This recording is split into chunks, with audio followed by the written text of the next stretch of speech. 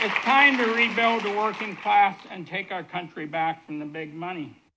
Remember, a great friend of mine, the late great Senator Paul Wellstone, always said the rich and powerful and the big corporations will survive regardless.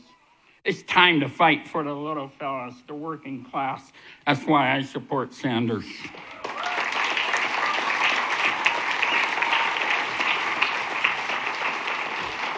Now, as I did in 2016, I stand again with Senator Sanders. He has been consistent in supporting independent family farmers, the working class, and consumers. He sees what's going on in grassroots America and will stand with us. My support is unwavering for Senator Sanders to become our next president. Today, we find ourselves with a dangerous man in the White House, flirting with disaster again.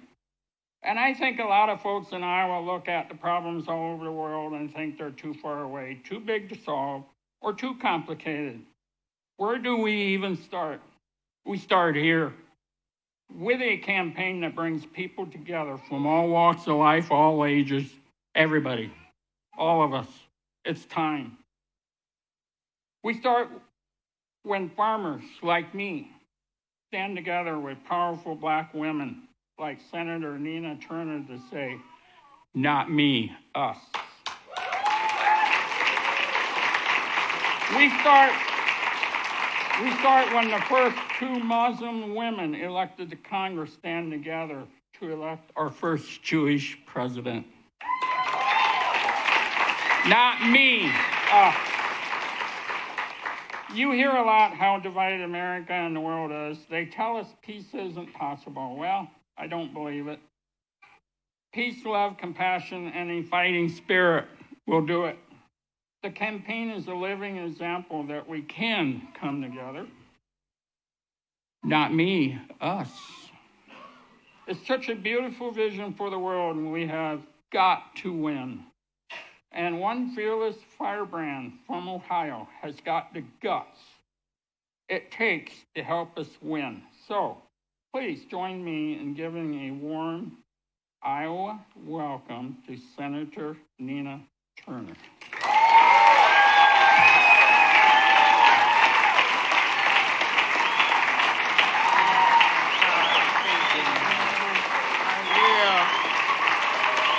Hey, Mason City.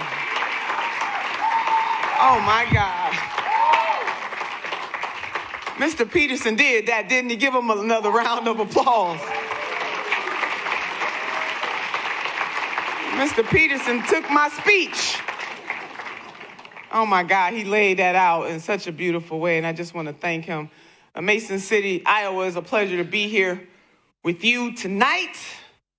I just left Cedar Rapids, where we had sisters and brothers from Chi-Town coming to Cedar Rapids to help folks knock on doors this afternoon to help Senator Bernard Sanders. Come on, somebody. Beautiful thing.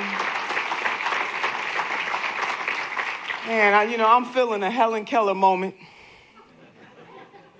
She said these words, alone, we can do so little. Together, we can do so much. That is the foundation of this campaign, not me, us. Alone, we can do so little. Together, we can do so much.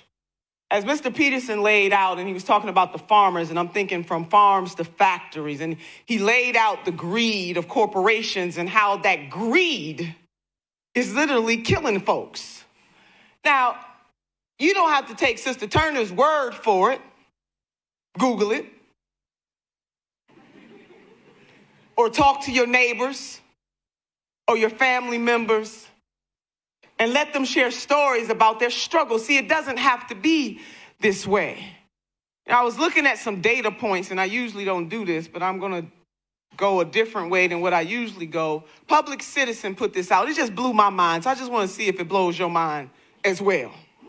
In 2009, the The wealth of the 400 wealthiest or richest Americans, $1.2 trillion. 2010, $1.3 trillion. 2011, $1.5 trillion. 12, $1.7. 13, $2 trillion. 2.3, 2.3, 2.4, 2.7, 2.9, and in 2019, $3 trillion. The wealth of the 400 wealthiest Americans. Now let's check out the other side of the ledger. What's been happening to the working sisters and brothers of this country? I'm glad you asked me that question. Federal minimum wage in 2009, $7.25. 2010, $7.25. 11, $7.25. 12, $7.25. 13, $7.25. 14, $7.25. $7.25. $7.25. $7.25. $7.25. 2019. Now, so I asked you, Mason, Iowa, does that seem fair to you that the 400 wealthiest folks in this country continue to gain ground while the everyday average citizen of this great nation loses ground? See, greed is a killer. And it is killing and suffocating this nation in ways that should never, ever, ever, ever, ever, ever be acceptable. And so that is why we must stand up and take this nation back from the corporations who really don't care whether we live or die. Now you say, Sister Turner, now that's a bit of an exaggeration. Well, I'm glad you asked the question. I was just in Las Vegas, Nevada, just yesterday. Yesterday was Friday, correct? A sister traveled to Las Vegas, and I was sharing with Oliver, I just need to have my head examined because Mason City, I flew into Las Vegas last night and got on the red eye to come to Iowa today. I'm just saying that's how a sister rolling. It's just that important to get Senator Sanders elected. But meanwhile back, I'm thinking to myself, as I met a family last night, as I often do all over this country, a husband, a wife, and their daughter. And they explained to me that their daughter has a condition, and so she needs lots of medication. To be human is to have some kind of condition. One prescription drug that she needs to sustain her life, she needs this drug to metabolize her food so that she can live, so that she can eat, so that she can live. This one prescription, follow me, this one prescription costs $1,600 a month. So when you say, Sister Turner, you exaggerating, I say to you, oh no, I'm not getting down deep enough. That we have a pharmaceutical industry in this country that does not care whether we live or die. And the last time I checked, it is both young people, their daughter is 18, and seasoned people. We all need medication. We are living in a time where the greed is so heavy that a health uncare system does not care whether we live or die. I just want to know, why is it that every other industrialized nation on the face of this earth can have universal health care, but the big hegemon nation known as the United States of America, that we cannot have it? It is time to call out the excessive greed in this country and the oligarchs in this country who do not care about you, me, or millions of your sisters and brothers all over this country. Their greed is killing us, and it must come to an end. And that's why I am so happy. And we have a champion by the name of Bernard Sanders. Hello, somebody. Hello, somebody. And Senator Sanders has been on this journey for a very long time. He didn't just start this journey. He's been on this journey. There's a scripture in the Christian tradition that says that you will know the tree by the fruit that it bears. Senator Bernie Sanders has been bearing good fruit. I'm not sure if he knew that his journey would bring him to this space and to this place at this particular time. But as a 19-year-old at the University of Chicago, leading an organization by the name of CORE, the Congress on Racial Equality, standing up against racial segregation in the city of Chicago, we will know a tree by the fruit that it bears. And then all along the way, from mayor to member of the House of Representatives, to United States Senator, to a candidate twice for the presidency of these United States of America, Senator Bernard Sanders has been on a justice journey. He has been side by side with the workers of this nation, not just but because he's running for president. Please roll the tapes. Hashtag receipts, we got them. And I put his record up against any of the other very fine people, as the senator likes to call them. Mason, I'm telling you, a sister got to work on this. I keep saying very fine people so I can keep saying very fine people. The very fine people. The other very fine people are running for president.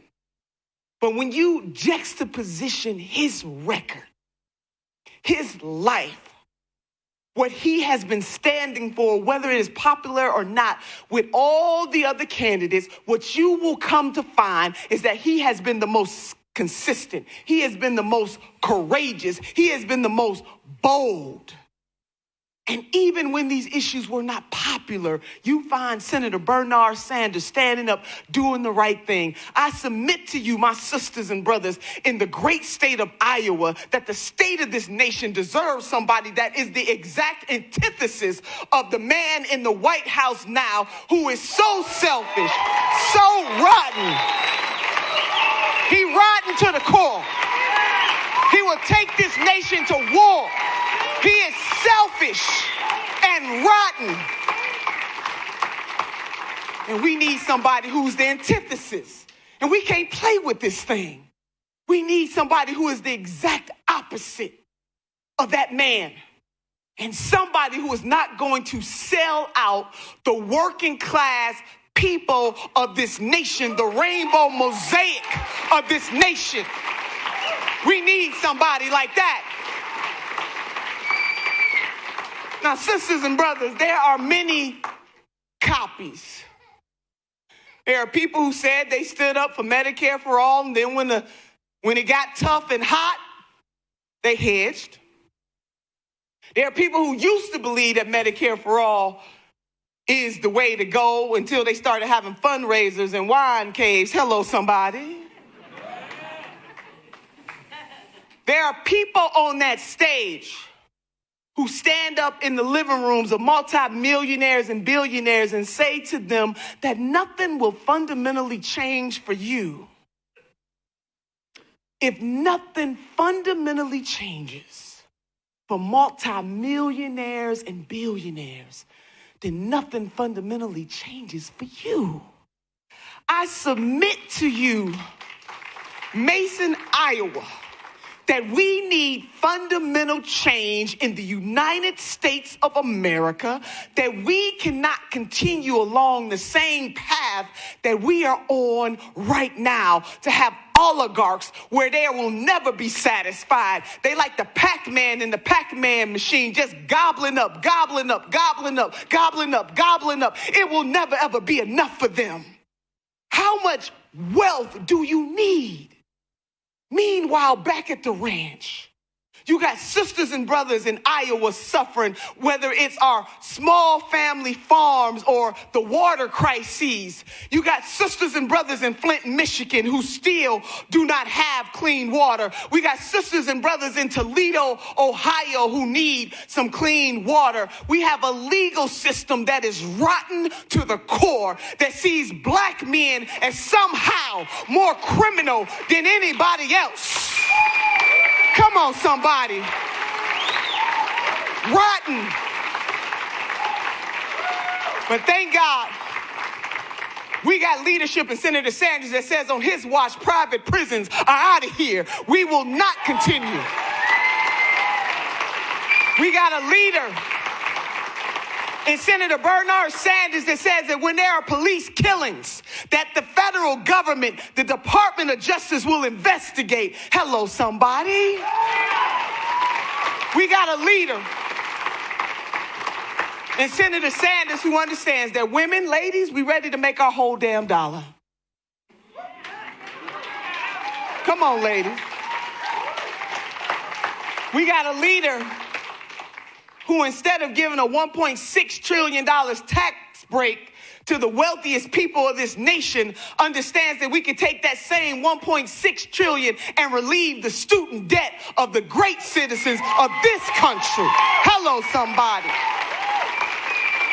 That we, as Mr. Peterson laid out, he said we need some love and we need some fight. We need love and we need fight, which brings me to my t-shirt. Love. Love lifted me. It is for the love of this nation that we stand up side by side to critique it. And the charge that things are not going right, but that when conscious-minded people get together, we can turn what is wrong, we can make it right. It is love that says that we cannot continue to pollute Mother Earth and think that she will be preserved for generations yet unborn. We need a Green New Deal. It is love that says that mamas and daddies of this nation should be able to look into the eyes of their babies and tell their children that my wealth or lack thereof will not determine whether or not you can go to college or to a trade school. It is love. Hello, somebody. It is love that dares us in this particular spectacular moment to call the question, whose side are you on? When people tell you that Medicare should be that of choice, what choice are they giving the citizens of this country who are either uninsured or underinsured? The choice to die is no choice at all. Love demands. Mason City love demands that we stand side by side in this multi-generational, multi-racial movement in this country and continue to move towards justice. This moment in time, love deserves, it demands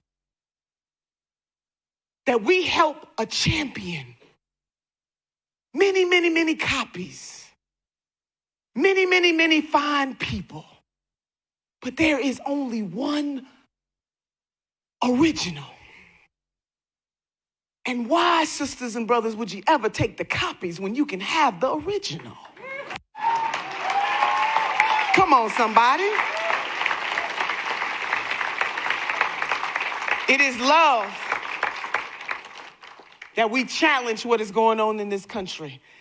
And so that love brings us to our ultimate champion who understands that he cannot do this alone, that it really is going to take all of us conscious-minded people standing up against. There are many things that bring people to this room.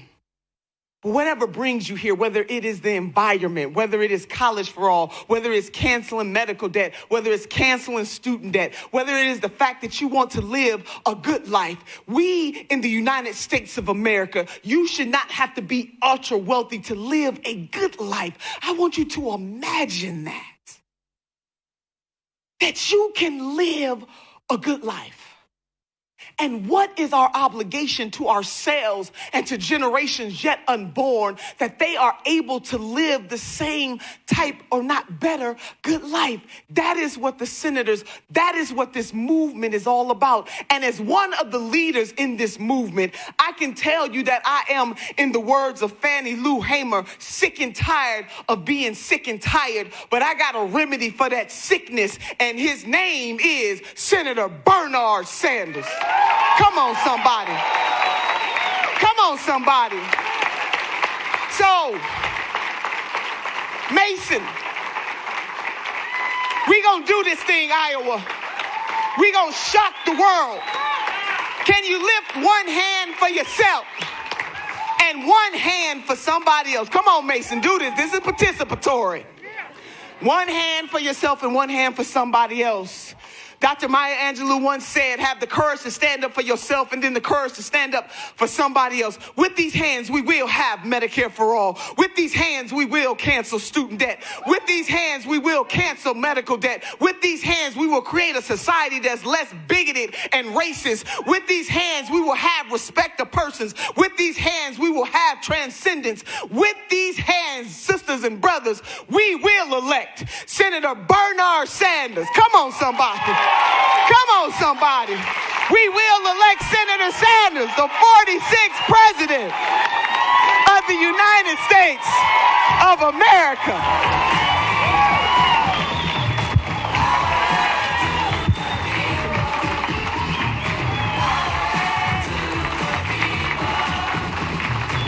See, thank you. Now, you want to know the bane of my existence is that for 4 years I have been having to follow Senator Nina Turner. And that is a hard thing to do. And I want to thank Senator Turner not only for being here tonight, not only from flying in from Las Vegas, but she's been running all over this country, not just for this campaign, and we appreciate that. But what she's doing is some of the most important work that can be done in this country. She's reaching out to working people, to young people, people of color, and say, now is the time to stand up and fight for justice. Now is the time to get involved in the political process. Too late to moan and groan. We need to stand up and fight back. Senator Turner, thank you so much.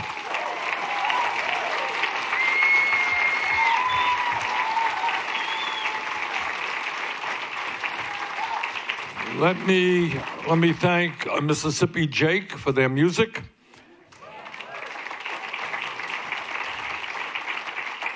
Let me thank Chris Peterson for his remarks as well. And mostly, it's a wonderful turnout here tonight, and let me thank all of you for being here. And I think Senator Turner laid it out on the line. The stakes in this election are unprecedented.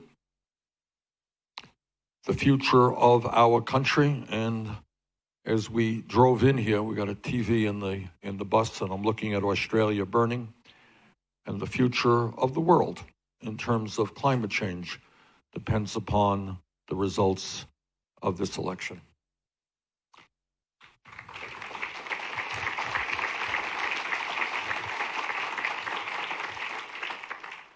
Our campaign, as Senator Turner indicated, is in fact different from other campaigns in a number of ways.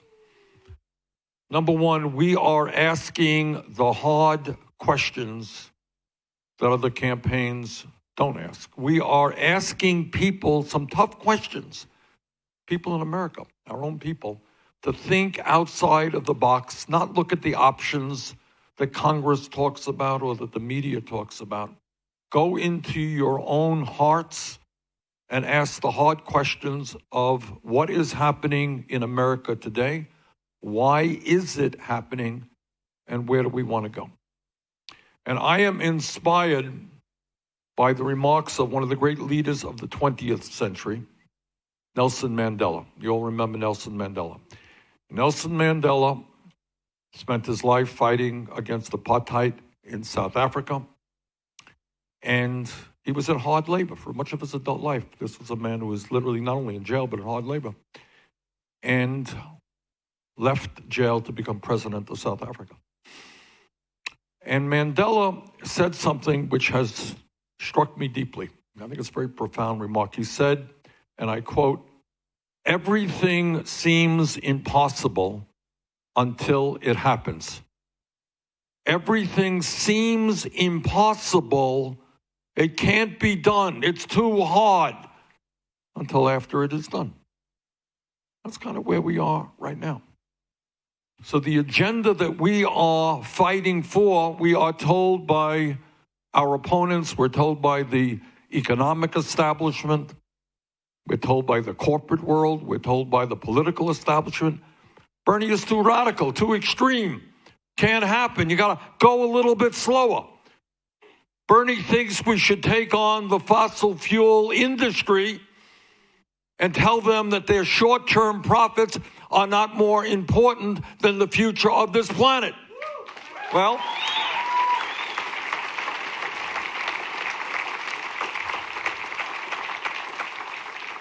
when we are fighting to save this planet for our children and our grandchildren, and what the scientists tell us, I don't want to get you depressed or nervous, but what you see on television tonight with Australia burning, if we do not get our acts together, that is what's going to be happening all over the world in the next 20, 30, 50 years.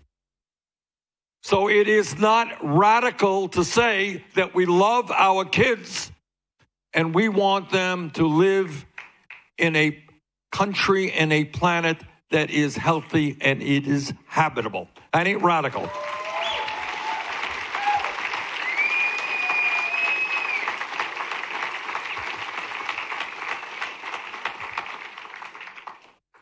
And we will hold accountable a fossil fuel industry that lies to us every single day about the product that they are producing. All right? We will hold them accountable. And whether they like it or not, we will move forward along the lines of the Green New Deal and transform our energy system away from fossil fuel to energy efficiency and sustainable energy, and in that process, create some 20 million good-paying jobs.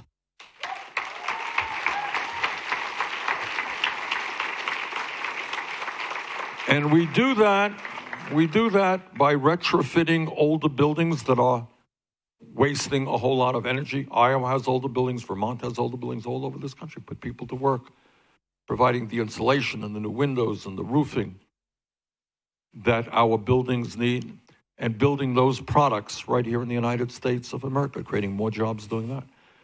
We do that by transforming our transportation system away from fossil fuel and building a 21st century rail system.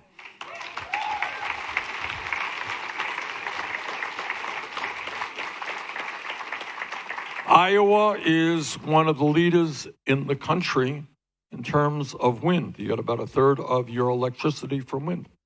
And you're an example to the country. We got to do that all over America. We got to invest in wind. We have to invest in solar. We have to invest in biofuels. We have to invest in geothermal. We have to invest in research and development.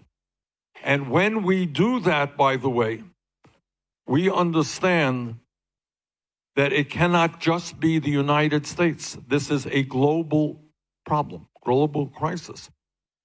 So my very strong view is that we need a president not like Trump, who continues to believe, well, we need a new president outside of Trump for many reasons.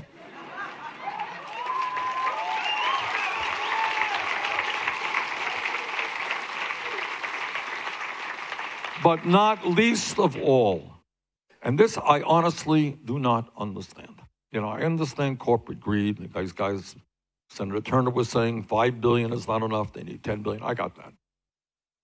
But what I do not understand is that Trump has kids and grandchildren. Fossil fuel executives have kids and grandchildren. I do not understand how they can endanger the well-being of their own families by not being honest about what is going on in terms of climate change. That I really do not understand.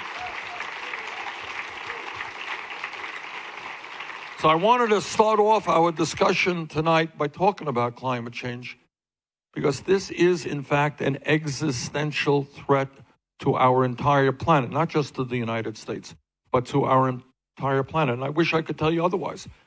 But what the scientists are now telling us is they have underestimated the speed and the severity of how climate change is ravaging our country and the world. And what they are telling us is that the polar ice caps are melting at a faster rate. The oceans are warming at a faster rate. And what that means, if we don't get our act together, again, I'm not here to alarm you, but I'm here to convey to you what the scientists are telling us, that by the end of this century, major American cities like Miami, New Orleans, Charleston, South Carolina, New York City, and many others will be partially or maybe totally underwater. Huge countries, parts of huge countries like Bangladesh, China, Vietnam will be partially or very significantly underwater. And when the ocean warms and becomes acidified, fish die. And hundreds of millions of people around the world depend upon fish for the protein they need to stay alive. And when we look at extreme weather disturbances, you all recall last month, Venice, Italy, underwater. Houston, Texas, underwater because of unprecedented levels of rainfall. That will happen more often. And when we talk about drought, please understand that in Iowa and in other states around the country, great agricultural states, the planting season will be shorter because of extreme weather and because of drought. The quality and quantity of food that is produced will deteriorate because of shorter growing seasons. And when we talk about climate change, we are talking about the spread of disease because bacteria thrive in warm areas. And as the warm areas grow, there will be more disease like malaria and other terrible diseases. And what the United Nations tells us is that if we do not get a handle on climate change, and by the way, left alone, the projection is that by the end of this century, this planet will be 7 degrees Fahrenheit warmer. That's on average. Some places more, some places less. And what the UN tells us, if we don't get our act together, there may be hundreds of millions of climate refugees, people who are forced to leave their homes because there's no water, no land to grow their crops. And when you got hundreds of millions of people on the march, you have great international security issues. So I raise that question because we cannot continue to ignore it. And anyone who tells you that climate change is not real is not only lying, is not only rejecting science, but is endangering the well-being of their own kids and future generations. And as president, we will, as a nation, step up to the plate on this issue. And by the way, of course, this is not just an American issue, it's a global issue. And my sincere hope and belief is that in the midst of this global crisis, what we will do is ask the rest of the world, China and Russia and India and Pakistan, Brazil, countries all over the world, to understand that maybe, just maybe, instead of spending $1.8 trillion every single year on weapons of destruction designed to kill each other, maybe we got to be smart enough to pool our resources to fight our common enemy, which is climate change.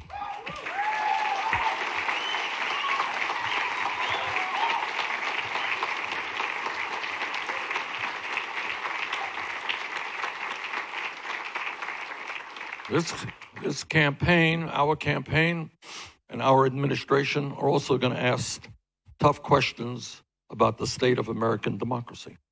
And let me be very honest with you in telling you that I have very serious concerns about where we are right now. It is not acceptable to me that we have billionaires who today are buying elections. And together, we will overturn this disastrous Citizens United Supreme Court decision.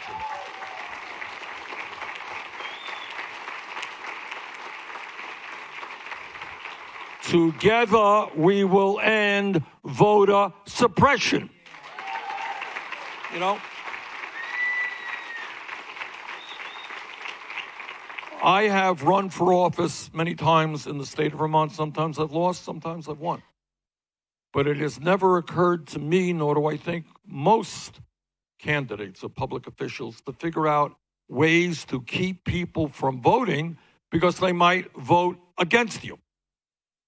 And I say to all of those political cowards out there, those Republican governors and those attorneys general, who think the only way they can win elections is by denying poor people or people of color or young people the right to vote, I say to those people, if you can't win an election on your ideas, get out of politics and get a new job.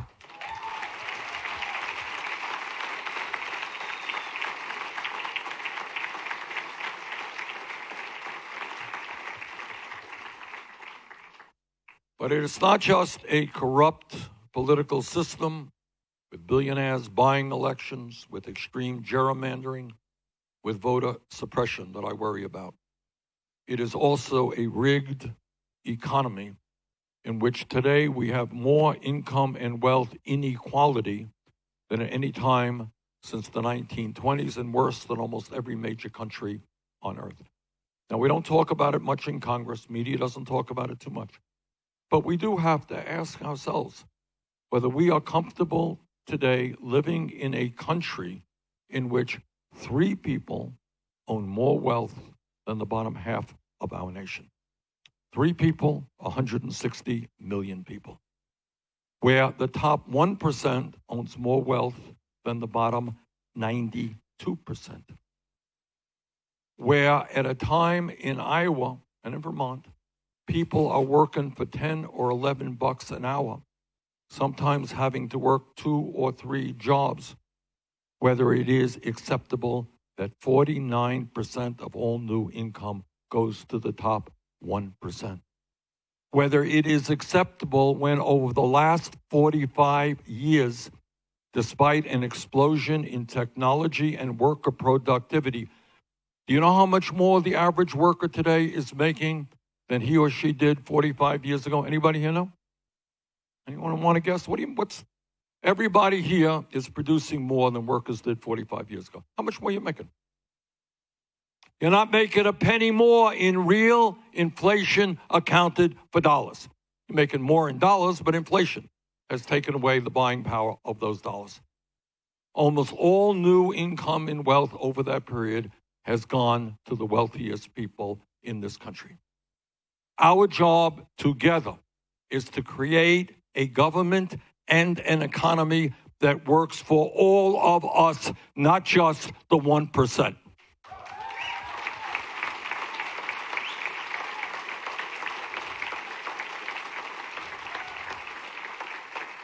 Let me very briefly tell you what we intend to do together. What we intend to do is raise the minimum wage to a living wage, 15 bucks an hour.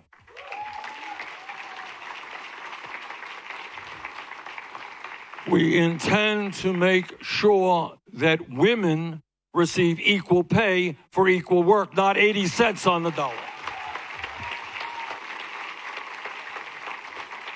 We intend to make it easier for workers to join unions, not harder.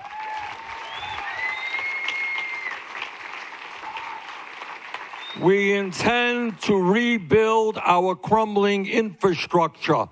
That is our roads, and I hear you got 1 or 2 bridges in Iowa that are substandard. That's a joke. You got a lot more than 1 or 2. You got many. So do we in Vermont, okay? And when we talk about infrastructure, we're talking about clean water as well.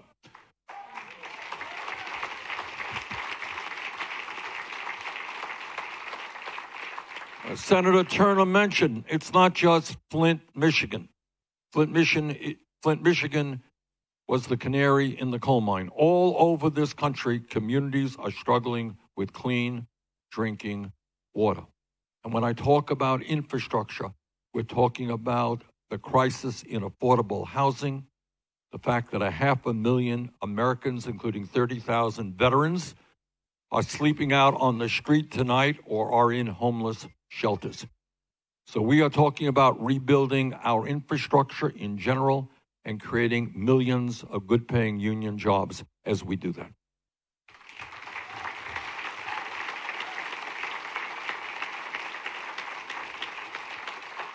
Now, one of the issues that I talk about when we talk about an agenda that works for working people is the crisis that currently exists in healthcare. And what I have been finding as I go around Iowa, this is the third meeting we're having today, is when you talk to people, you never cease to be amazed about the dysfunctionality and the cruelty of the current system. Okay? So what you have right now are two basic facts that everybody, I hope, will understand. Number one, we are the only, underlined only, major country on earth that does not guarantee health care to all people as a human right. And I intend, with your help, to end that international disgrace.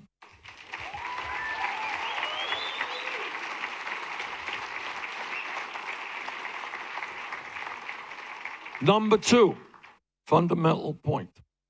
You know, it's one thing if you go to the store or, you know, if I buy a car, for example, and I spend $25,000 on the new car, and you buy a car for $50,000, and my car works better than your car, we got a problem, right?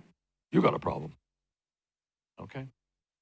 Today in America, we are spending twice as much per person on health care as do the people of any other country. Got that? We're spending over $11,000 for every man, woman, and child. $11,000. Now, if you would think for a moment that if we're spending twice as much per person as every other country, then we must have by far the best healthcare system in the world, gold-plated healthcare. And yet, in one area after another area after another area, we fall behind many other countries. Right? Despite spending so much today, 87 million people in our country are uninsured or underinsured. 30,000 people each year die because they don't get to what they should because they're uninsured. We pay by far, not even close, the highest prices in the world for prescription drugs because of the greed and corruption of the pharmaceutical industry. You are in some cases paying 10 times more for the same exact prescription drugs sold in other countries. And that speaks to the corruption of our political system because that happens because the pharmaceutical industry has spent $4 billion over the last 20 years on lobbying and campaign contributions. And that means they could raise their price to any level they want tomorrow, and it is all legal. Together, by the way, we are going to end the greed and corruption of the pharmaceutical industry and significantly lower drug prices in America.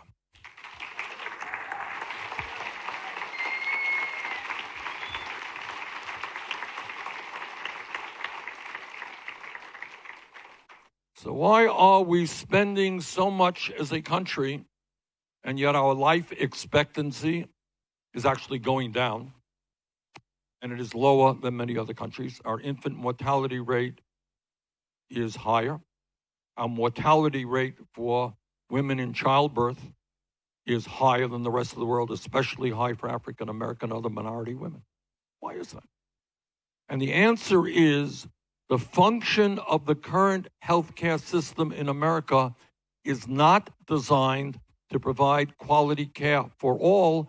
It is designed to make huge profits for the insurance companies and the drug companies.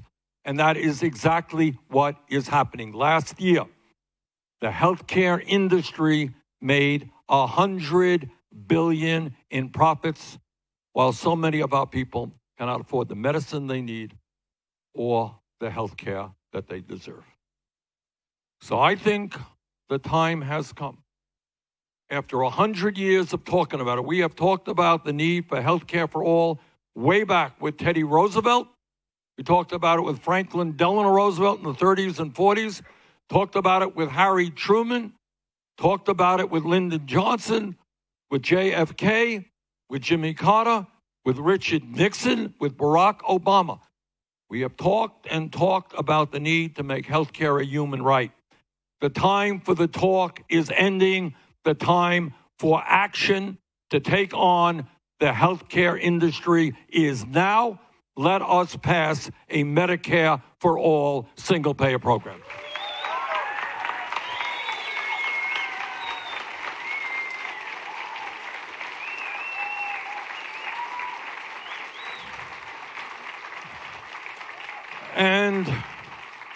And because there will be so much misinformation by the industry about Medicare for all, misinformation and lies from Trump and the Republicans, misinformation coming from the Democratic establishment, I want to say a few words about what Medicare for all means. And I wish I could tell you that I was smart enough to invent this whole concept myself. I didn't. We stole ideas from countries all over the world and from our own history as well. This is what Medicare for all means. It means that people in this country will no longer be paying any premiums, okay? People in America will no longer be paying any co-payments when they go to the doctor. An insane concept called deductibles. I want you to think about it. Take a step outside of the box. You all know what a deductible is. We're used to it. It is a lunatic concept. Because what it says is, oh, you paid for health insurance, but you can't get your health insurance until you spend $5,000 or $10,000 out of your own pocket. Oh, what happens if I don't have the $5,000 or $10,000? Well, I guess you never access your insurance. That is an insane concept developed by the industry. We end all deductibles. We end all out-of-pocket expenses because we are going to take on the pharmaceutical industry and lower the cost of prescription drugs. Nobody in America will pay more than $200 for the prescription drugs they need. Now, Medicare is a strong program.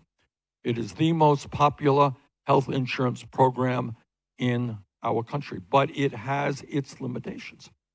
And its limitations are that it does not cover dental care. It does not cover hearing aids, does not cover eyeglasses, and it does not cover home health care. Under our Medicare for All plan and legislation that I wrote, we cover all of those needs.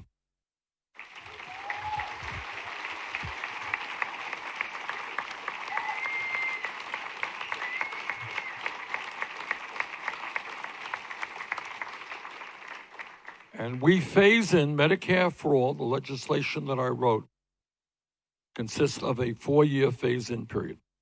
First year, after expanding benefits to include what I just mentioned, we're going to lower the eligibility age, which is now 65, down to 55. There are millions of people in this country who are 58, 60, 63, who cannot wait, hoping to stay alive to get into Medicare. First year, down to 55. Second year, 45. Third year, 35. Fourth year, everybody is in. So if you want universal health care, cost-effective health care in the least disruptive way, that, in my view, is the path to go forward with. Okay? Now, I want to raise a question, and on this one, I need your help. Okay, so I want to discuss this, and I do this in almost every meeting that we hold. People say, Bernie, that sounds really great. You're providing care, mental health, dental care, home health care. That's really great. That's what we need. How are you going to pay for it? That's a fair question. But before I tell you how I am going to pay for it, I want to ask you how we are paying for health care today. Because the people who criticize me forget to tell us how we pay for health care today. And the way we pay for health care today is cruel, and it is reactionary, regressive, unfair. Okay? Let's start off. We all have, including myself, we pay premiums. Now, you can call premiums whatever you want. I would say you can define it as a tax going to the insurance companies. Is that a fair way to describe it? Every month you pay a premium. So, let's take a moment, and I need your help on this. Please don't be embarrassed. There are only 28 TV cameras out there, so no one will hear this. But how much do you pay in premiums? How much we pay? Raise your hand. Let's talk about how we pay for health care today. How much are people paying for premiums? Stand up, please.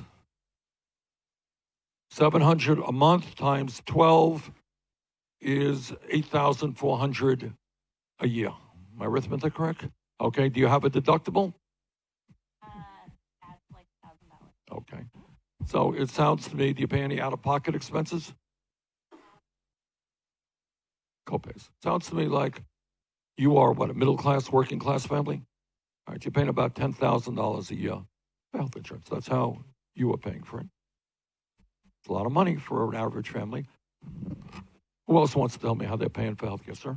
I got. Hold on, we'll get to you. Let me get to this gentleman right here. We got a mic, Misty. Okay, here comes Misty. Be able to hear me anyway. No, it's okay. How you paying for it? My wife and I pay about $13,500 a year, $13,500 a year for health insurance, Okay. and that's an employee-sponsored plan. That's just That's the on employee, and top. your employer is Yeah. paying probably more. Yep, and that includes deductible. So Okay. 13,500 total. total. All right. Thank you. What's your name, by the way? Ben. My name is Ben. Ben? Yeah. All right. Thanks, Ben. All right. So here you got a guy. I'm not interested in what your income is. We don't need to know that. But I'm guessing that's a pretty good chunk of your paycheck, is it not? All right. 1/8 or 1/4 of their yearly income, I guess, depending on whether people get sick in the family or not, goes to healthcare. That is a very regressive way to pay for healthcare. You can't pay 1/4 of your income going to healthcare. Who else wants to help me out on? Yes, right here. Hold the mic. There's a mic coming to you. My family pays about $1,200 a month. And $1,200 a month. Wow. All right, that's like $15,000 a year. probably. Yeah, what it is.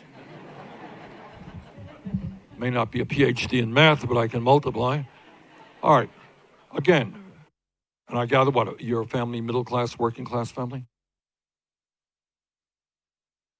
Upper middle, all right. But it's a good chunk of your family's income, yeah? Okay. Who else wants to share with us what people? Yes, sir. Right here. What I wanted to share, I have a lot of friends that are getting up there in age, but they have to keep working because their wife isn't old enough. So he's got to keep working, and he's getting up there in age. And so he's got to stay working so his wife can have insurance. And that happens to a lot of people on the railroad or all kinds of different jobs. Absolutely. Absolutely.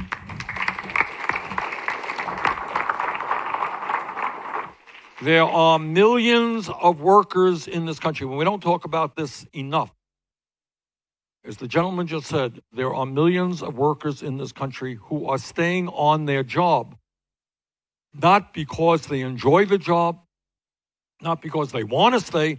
They stay because they have decent health insurance for their families.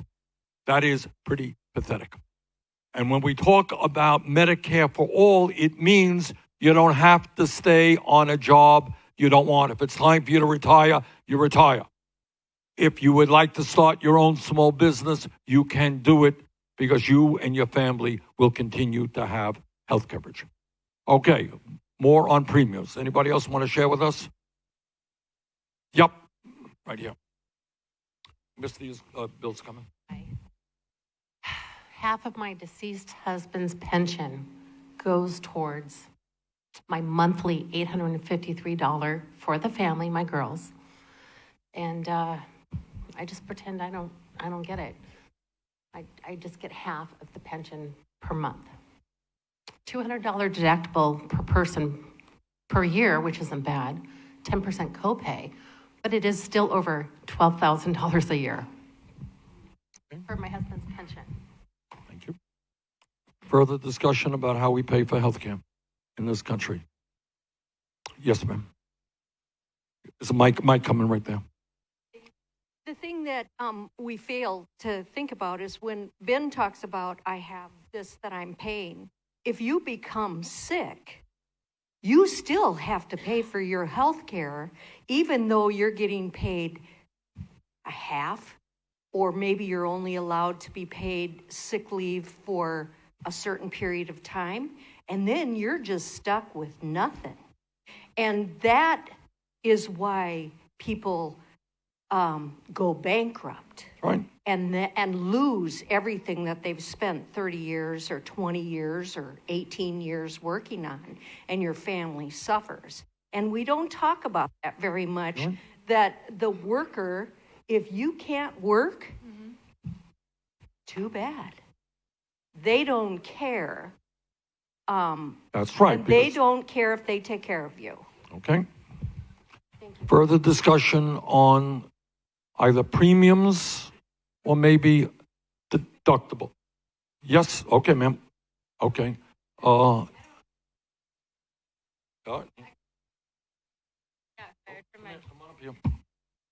right, I want you to hear this one, because I think what she has to say is fairly dramatic. All right, here's the mic. Hold it to your mouth. I was diagnosed with breast cancer last year, and I got fired from my job because I couldn't work. And so I lost my insurance. I couldn't afford to keep up with premiums and stuff. So I didn't have insurance for a while, and my boyfriend and I went to my appointment, and they said I couldn't get my treatment that day unless I paid 1/3 of the cost up front, and that was $3,000. So I didn't get treatment that day. And that's pretty bad. Thank you.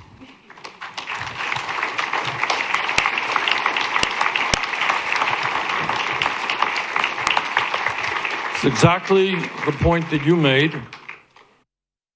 I want you all to think about, I'm sorry, your name? Cindy? Denise. Think about what Denise just said. And thank you so much, Denise. And we all wish you well in your recovery.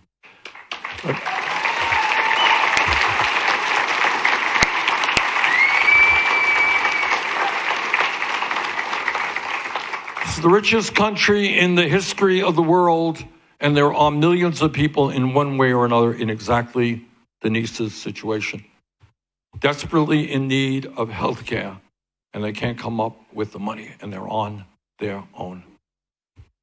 Okay? That is, to my mind, morally unacceptable. Further discussion on health care. I see a woman way in the back there. Yeah, ma'am. Bill, get her a mic. Or Misty, got it. My premium's not too bad, but I have a $5,000 deductible, and the insurance doesn't cover any mental health issues. I was born with autism, and that falls under mental health. So regardless of what insurance I get, I will always be paying out of pocket for any resources I need to help me. Okay. Thank you very much for volunteering that. Raises a whole other issue.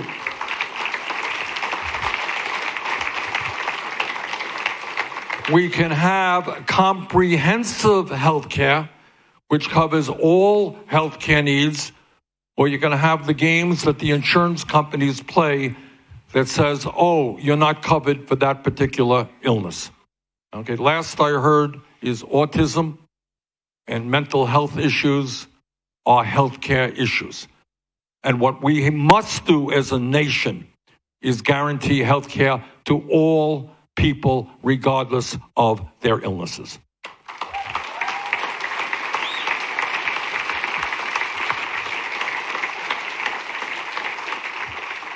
Other thoughts on how we pay for health care? What's going on? I see a hand way in the back there, Misty.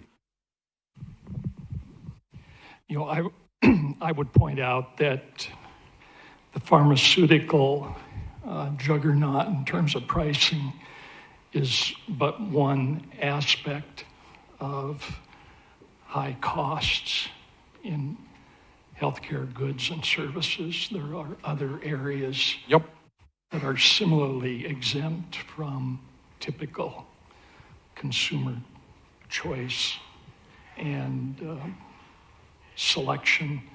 You know, we don't know what prices are, and we don't have quality of outcome.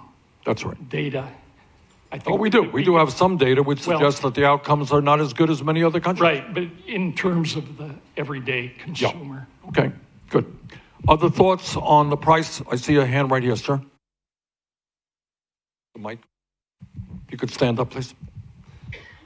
We're one of the lucky families that are able to afford insurance. And we have two different healthcare insurance companies. They work together to pay for bills. What gets difficult is that in some cases, when something that may not be covered with one, getting it paid by another. And it's a circle. It's, I won't pay because you're not paying. And because of that, the challenges, months spent trying to get. You spent half your life arguing with the companies. Exactly. Right. Exactly. Okay. Trust me, you're not the only person in America who is in that position. Now, the gentleman here talked about, why healthcare is so expensive, pointing out prescription drugs, which is absolutely right, but it's not just prescription drugs. Here is one of the reasons. We have in America thousands of separate healthcare plans. You have a $5,000 deductible, you got a $10,000 deductible. You're in this network, you're in that network. Oh, you are not insured at all, you're paying out of pocket, but you have, this plan and you got that plan. And all of those separate plans create an administrative nightmare. Talk to doctors, talk to nurses, talk to the hospitals. You come in, they got to fill out 8 million forms. And then at the end of the day, you spend half your life, as the gentleman was saying, arguing with the insurance company, telling them that you paid for the damn policy. Why aren't they covering? Is that right? Is my family the only family in that position? I don't think so. Okay? And all of that costs money. Because there is someone, you're arguing with somebody, there's somebody else at the other end of the line, and you're paying. That's a healthcare cost. We are wasting many hundreds of billions of dollars a year on administrative waste. Not going to healthcare. This is not money for nurses or for doctors, not money for research, not money for medicine. This is an administrative nightmare. And the beauty of Medicare for All is its simplicity. You got a card, and you go to any doctor you want, you go to any hospital you want. You give them the card, you don't take out your wallet, you don't take out your credit card, and that is it. Okay? So you do away with the issue that the woman there raised of not having coverage, because it's coverage, the issue the gentleman raised about having to argue with one insurance company or the other about who's going to cover what. Okay, maybe a few more comments on how we pay for it. Let me get to the people who haven't spoken first. Yes, sir. Medicare might say they only pay so much. And when these hospitals turn in their bills with the Medicare for All, how are we going to keep these rural hospitals operating? Well, as you know, right now, because you go to a rural hospital, you're uninsured, right? Or you're underinsured. Hospital, by law, has got to take you. You're up a $50,000 bill, you don't pay it. And that is one of the reasons that rural hospitals are going bankrupt all across this country. When you walk in under Medicare for All, which will have a fair reimbursement rate, there ain't going to be nobody who doesn't, in a sense, is not covered. The hospital will receive fair compensation for the care that they provide. Because one of the crises that we have right now, above and beyond everything else, is that there are parts of this country, often rural areas, where we don't have enough doctors and hospitals are going under. And when you have a nonprofit system as opposed to a system geared to the needs of the insurance companies, then we make sure that all parts of this country get the quality health care that they need. Okay, other questions or not questions? I want to just talk about how we pay for health care today. And the reason I wanted to do this is that it's very easy to criticize a new program, and that's fair. That's fair. And I'm going to tell you in a moment how we're going to pay for this. But we don't look at what exists tonight. And you just heard in the last 15 minutes some of the terrible ways, including Denise's story. The one way we pay for it is the people with serious illness don't get health care at all. That is not a humane way to pay for it. All right, maybe a few more comments on this one, sir. There's a mic. Bernie, thanks for running again. Do you have anything off the top of your head about what the insurance company takes as far as percentage of the cost? Good. I think sometime I read someplace where it's up to 43% of what... That's high, not that high. Maybe Okay. It's very rare. But it is, that's the point. The point is for every dollar that you spend on healthcare, you want that dollar to go to doctors and nurses and medicine. You don't want it to go to profiteering and administrative waste.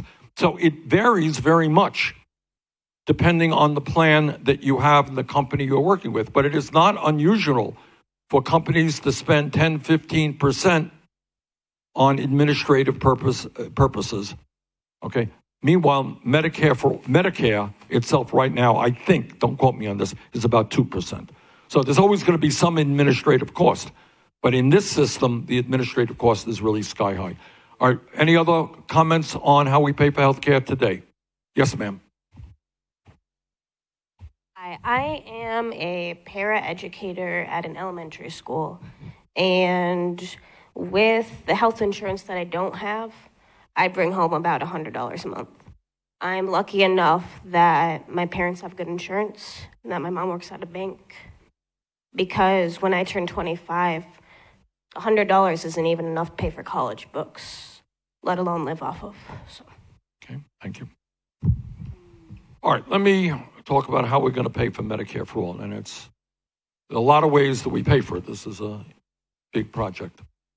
But the way that impacts working people the most is the following. And let me preface that by saying that right now, the median family in the American economy earns about $60,000 a year. $60,000. That family is paying about $12,000 a year on average for healthcare, 20% of their income. Some pay more, as we've heard, some pay less. That's what we got right now. On top of that, as the gentleman here started off, the employer is paying $14,000 a year. Okay? Money which otherwise, might go to wage increases for workers. How do we pay for Medicare for All? Well, one of the significant components of our plan is that we get rid of, remember, you're not paying any more premiums, your employer's not paying any more premiums. No copayments, no deductibles, no out-of-pocket expenses, comprehensive health care. What we propose is a 4% tax on income, exempting the first $29,000. That means if you're $29,000 or less, you don't have to pay anything. If you are that average family in the middle of the economy, $60,000 a year, you're paying 4% of $31,000. That's a little over $1,200 a year for comprehensive health care.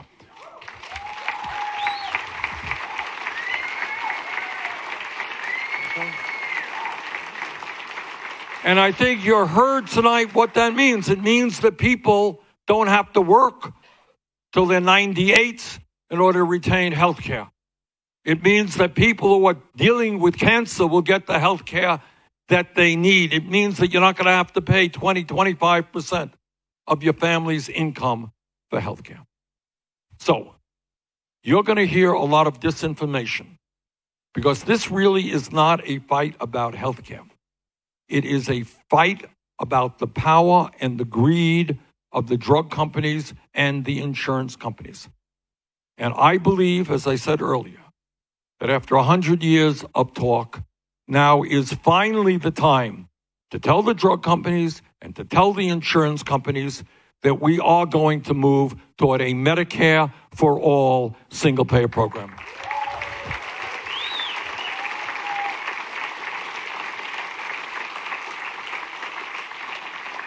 Now, we spent a whole lot of time on healthcare. It's an issue. What I try to do in these meetings is just get people to talk in a way we don't often see about how we're paying and what the current system is doing to them. So I want to just go rapidly over some of the other issues that are out there. And that is, all of us understand how important education is. And yet, if you're a working class person in Iowa or in Vermont, it is very hard to find decent quality, affordable childcare. Am I right about that? All right. And when the psychologists tell us that 0 through 4 are the most important years of human development, it is a shame and a disgrace that we don't have the best childcare system in the world. Together, we will create a universal, high-quality, affordable childcare system for all families in America.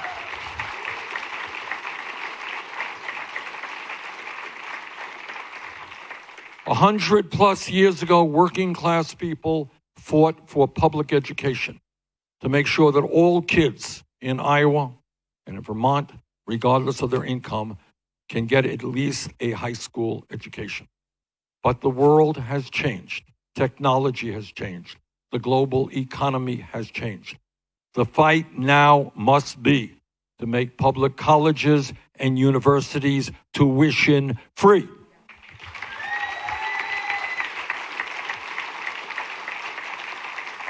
And right now, as we speak, there are some 45 million Americans dealing with student debt. I talked to a young woman who graduated dental school in Des Moines, actually, $400,000 in debt. Young people are going to be teachers, $50,000, $100,000 in debt.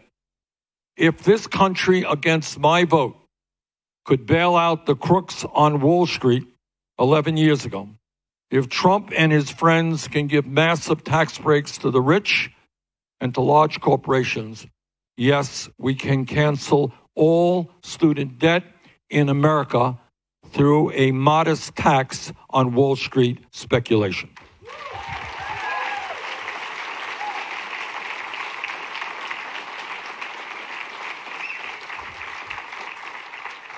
And I want to say a word on one of the other disgraces that exist today.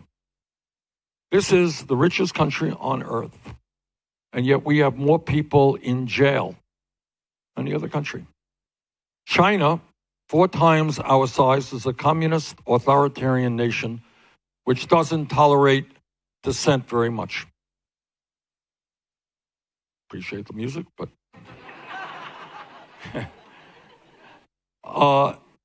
and yet we have more people in jail than China. Okay? And we have got to end that disgrace. And I think the most important way we do that is we invest in our young people, in jobs and education, and not build more jails and have more incarceration.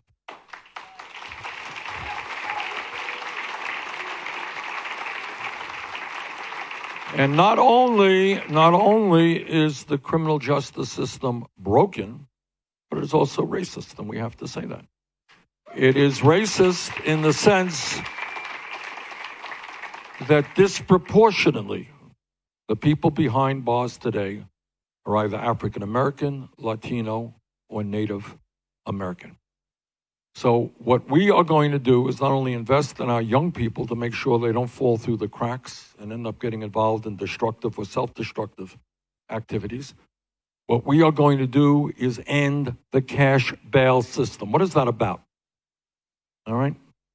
Anybody here know why 400,000 people are in jail tonight without having been convicted of anything? That's right, you got it. Say it out loud.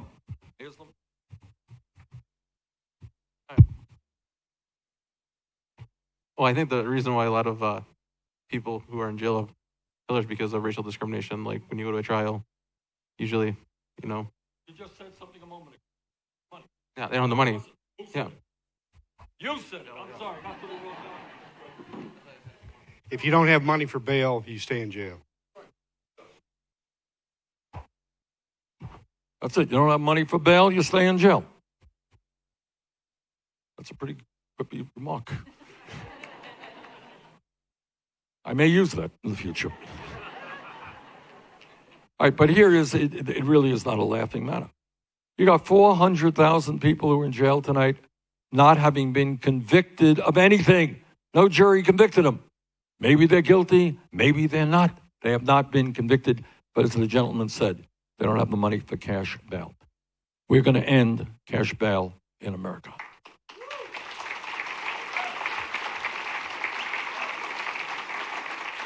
We are going to end private prisons and detention centers.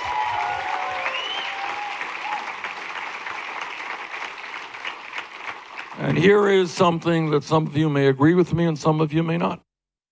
But I believe the time is long overdue to end the so-called war on drugs.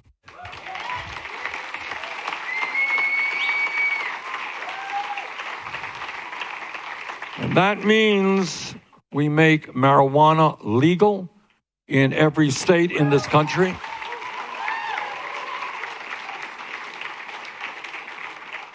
And we expunge the records of those arrested for possession of marijuana.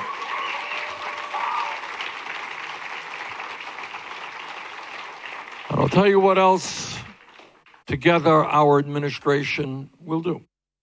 Is I am sick and tired of Donald Trump demonizing the undocumented in America.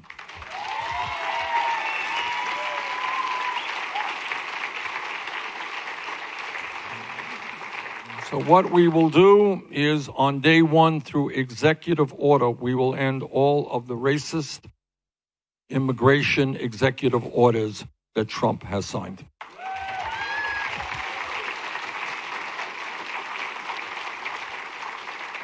We will make, once again, we will reestablish the legal status of the 1.8 million young people and their parents in the DACA program.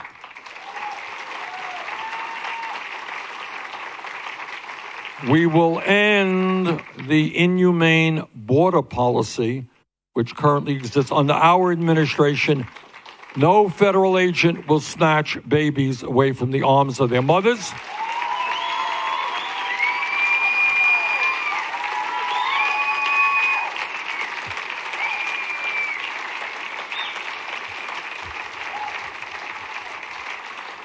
And I believe, despite Trump's racism, I believe, and I think the polling bears this out, that the American people want us to move forward toward comprehensive immigration reform. And I sincerely believe we can do that in a bipartisan manner.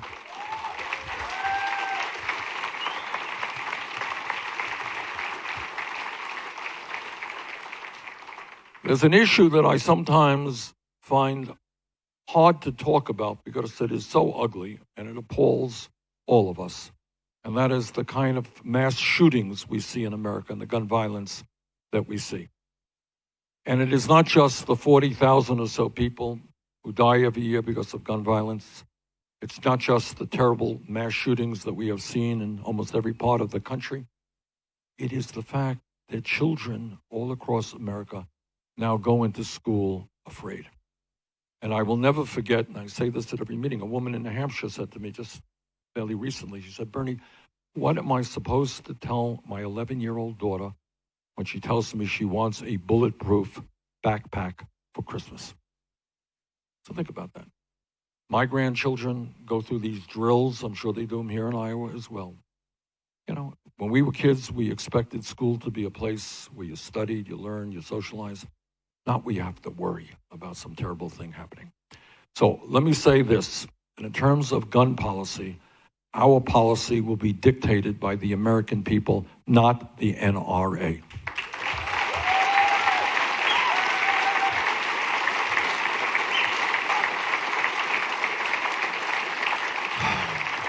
And that means we will have universal and extended background checks. We will do away with the gun show loophole.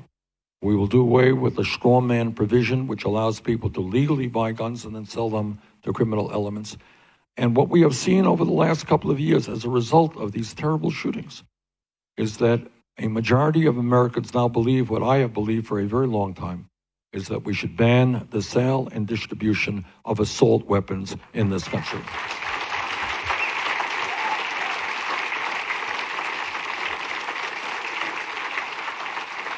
So let me just conclude briefly by saying this. As a United States Senator, I go to the floor of the Senate quite often, and I listen to speeches, which is not a lot of fun, I got to tell you. It's kind of boring, and very often my conservative colleagues say they believe in small government, they believe in getting the government off the backs of the American people. Sounds good. But I say to those people that if you believe in getting the government off the backs of the American people, then please understand that it is women in this country who have a right to control their own bodies, not the government.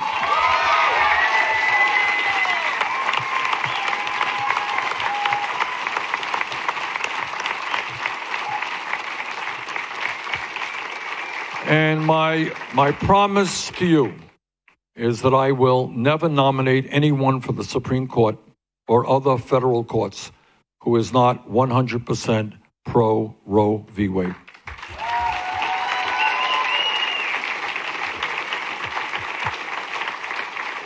Let me conclude by just saying this. As a senator, I have almost daily experience with the corporate elite in this country. I know and have seen up front the power of Wall Street, the power of the insurance companies, the drug companies, the fossil fuel industry, the military industrial complex, the prison industrial complex, and the whole 1%. And what I want to tell you is these folks have extraordinary power, and they have unlimited, and I use the word unlimited, amounts of money. Unlimited amounts of money. They can spend as much as they want for whatever purpose they want. But at the end of the day, the 1% are 1%. And if the 99% does not allow ourselves to be divided up by Trump and his friends based on the color of our skin, or where we were born, or our sexual orientation, or our religion, if we stand together around an agenda that works for all of us, not just wealthy campaign contributors, there is nothing that we cannot accomplish. Thank you all very much.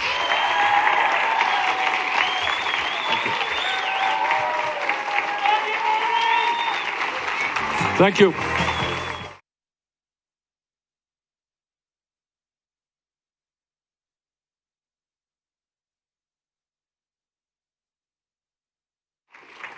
We have a long way back to our hotel, but I want to take a few questions. Please sit down. People, we have, where's Misty and Bill? Bill, where are you? There's Bill with the microphone. And where's Misty?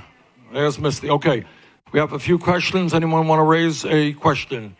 Hold it. One at a time. Okay. Okay. Okay. Let's start where Misty is. Anybody here with a question? Where? Okay. There you go. Okay. You got a mic? Okay. So yes, I hear a lot about the big banks and the top 1%.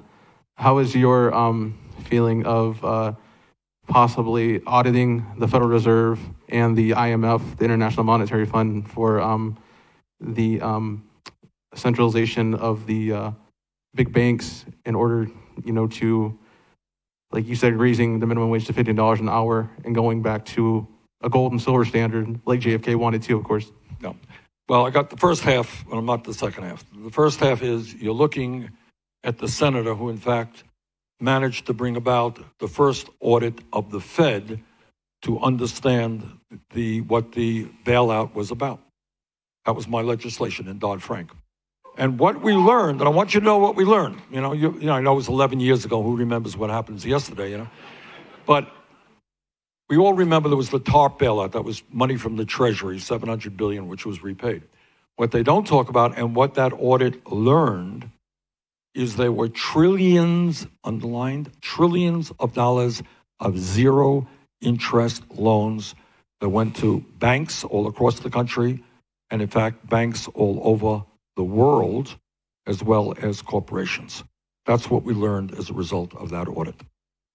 Okay, which is why, by the way, we're going to break up banks that are too big to fail.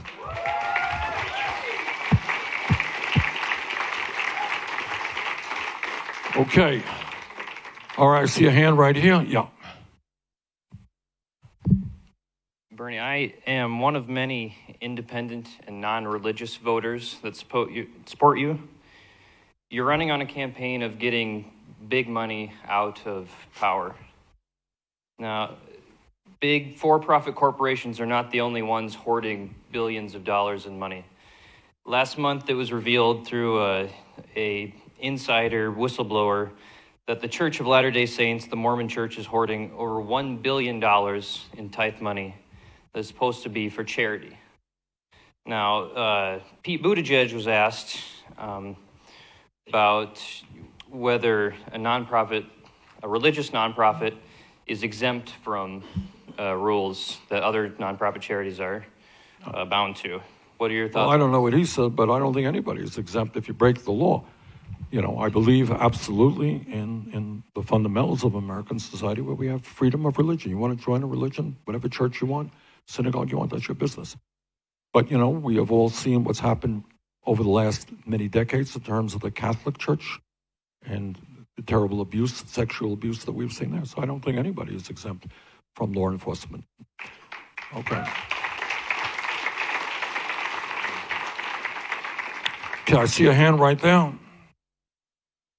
Senator Sanders, I hear you describe a Medical for All system that sounds a lot like the VA system. Nope, actually not. How is it different? Very different. All right, and let me say this. As the former chairman of the Senate Committee on the VA, I am more than aware of the problems at the VA.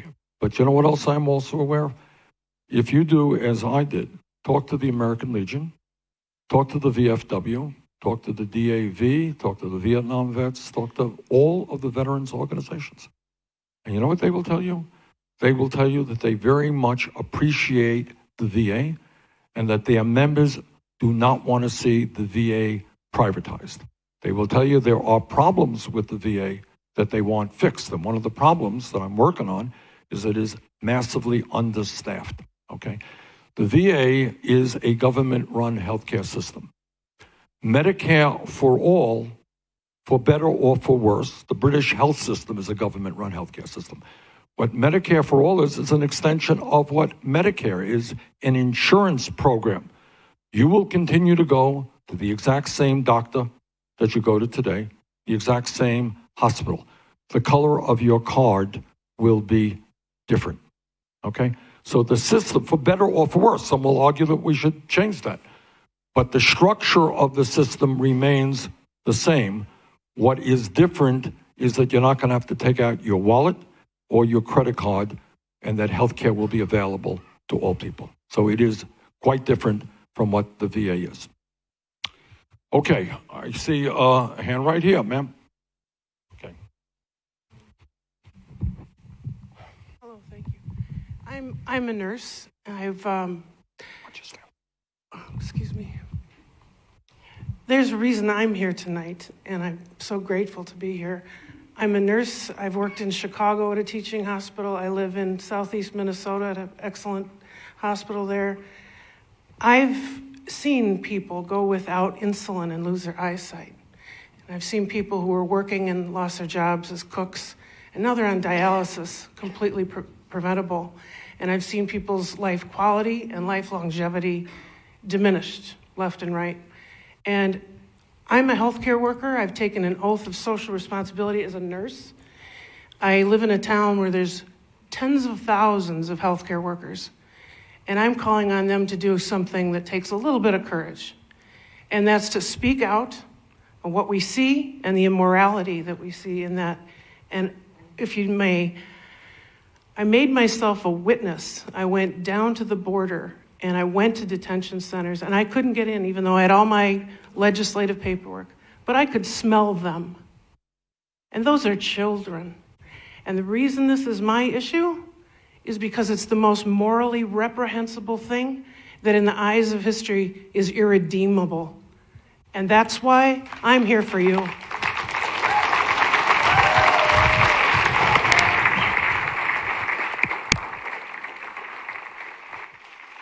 I wanna, what's your name? Oh, sorry, your first name is? Linnea? I want to thank Linnea on 2 counts. And the first count is we need more healthcare professionals to stand up and to really explain to the public what they are seeing every single day, just as you did. I am very proud, by the way, to have the endorsement of the National Nurses United Union.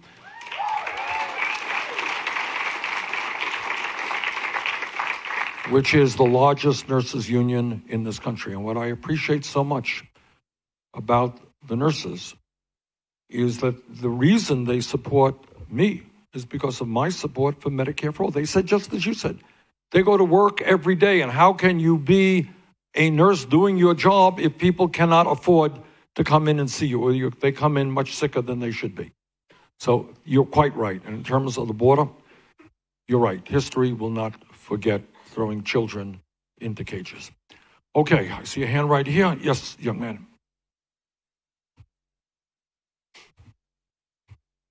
Hey, Bernie. I wanted to ask you about the current proceedings of Donald Trump and his involvement with Iran currently, and what are your impressions, and how under Bernie presidency, how would your relationship with the Middle East change? Good question. You're looking at a senator who used to be a member of the Congress. And when I was in Congress, I not only voted against the war in Iraq, I helped lead the opposition to the war in Iraq. And what I said then, and it's kind of all of what I said is, I think it's out there on our website now and certainly on YouTube, is that, when you get into a war, you have developments that you can't predict. You have, just things happening in wars. And what I feared is that there would be massive destabilization in that region. That's what I said way back, 2002, 2003. And sadly, that is what happened. We got into the war in Iraq based on lies. The result of that war is that some 4,500 brave American soldiers died. Hundreds of thousands of people in Iraq died. Today you have a government which is corrupt. You have poverty, which is enormous. And now you have Iraqis wanting to throw us out of their country after all of that sacrifice and this expenditure of trillions of dollars. So to answer your question, I happen to believe that war is the last response, not the first response. And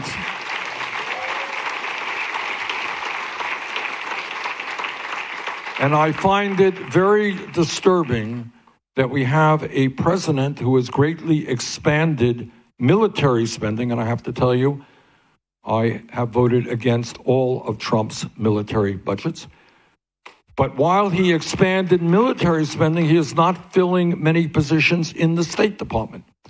Now, the State Department may not be the sexiest organization in the world, but I have been all over the world, and I have met people in our embassies who are extremely knowledgeable about the language and the culture and the politics of the countries they are in.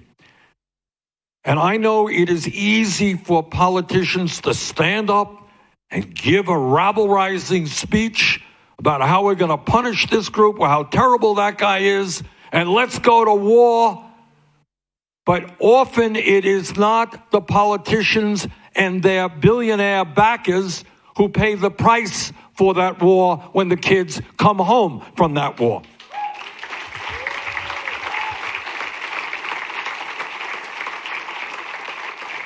As I mentioned earlier, I am the former chairman of the U.S. Senate Committee on Veterans Affairs. And I enjoyed the opportunity of working with our great veterans organizations all across this country. But what I will never forget, I will never forget going to funeral after funeral in my own state of Vermont for kids who were 19 or 20 years of age. And I will never forget talking to the mothers of kids who were killed in that war, and the wives of husbands who were killed in that war, and seeing the children who are never going to see their father again. War is a terrible business. And we not only lost 4,500 soldiers in that war, thousands and thousands came home, wounded in body, wounded in spirit, came home without arms or legs, came home with post-traumatic stress disorder, which impacts their ability to get a job, to maintain their marriage and their relationships with their family. So our job as the most powerful nation on earth, to answer your question, is to lead the world in trying to resolve the many serious conflicts that exist, not to promote more wars. And I would remind everybody in this room, that Trump campaigned on ending endless wars, and yet I fear very much that his actions right now are going to get us into another war, trillions more dollars perhaps, loss of more lives of Americans and other people. So it is not sexy. It does not make the front pages of the papers. But what a good president does is tries to bring Iran and Saudi Arabia together, tries to bring Israel and the Palestinians together.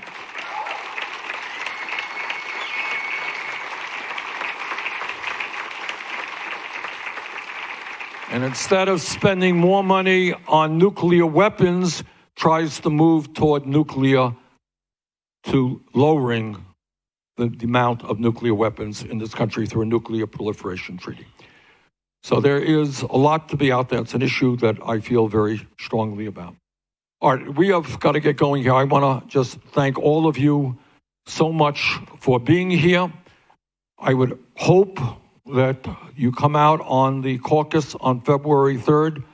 I believe that with your help, we can win here in Iowa. We can win the nomination. We can defeat Trump. We can transform this country. Thank you so much.